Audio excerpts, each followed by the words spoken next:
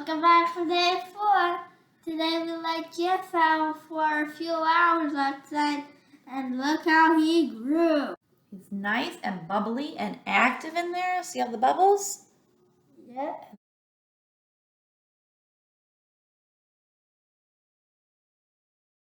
So, what do we do today now that he's so bubbly? We're going to divide him in half just like we did last video. And then we're using bread flour, 120 grams and 115 grams of water. Okay, so let's get started. I put our bowl up on the scale here, and then we're gonna mix Jeff all up. Then we're gonna measure out 186 grams because we already pre-measured Jeff, and we know how much does Jeff weigh?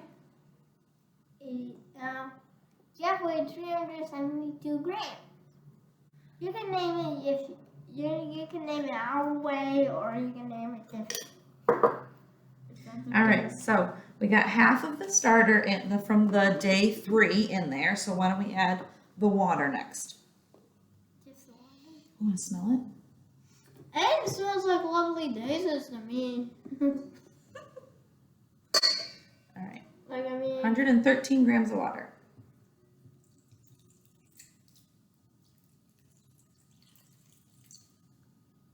Oh, look at that. Perfect. On the dot. 113. Well, it's like 130 and a half. Keep going back and forth. Okay. So then we add 120 grams of flour, and I'm going to do it like this. Well, that looks like less than a cup, so you probably can dump it all in. There you go.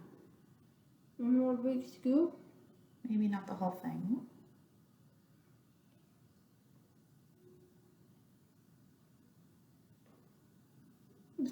That's okay. 122 grams. 2 grams is not very much, so that little bit over is going to be fine.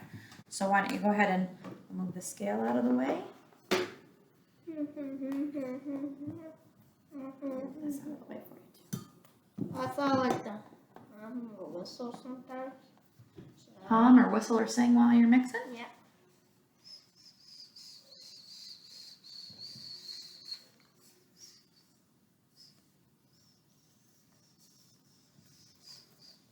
I'm sorry, I did it right. Well, is it all mixed up the way it's supposed to be? I think so. What's that right there? Maybe turn the bowl so you can see all the sides. I'm so like scrape it. Yeah. Here.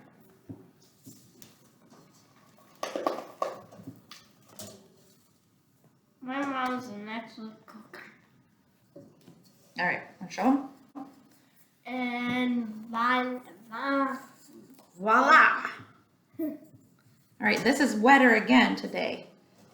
And this is about the consistency it's going to be. Yeah. All right, so we're going to put it in a new jar. Yep, on a fresh new jar. Listen to that with the loose and the other Jeff. All right, here we go.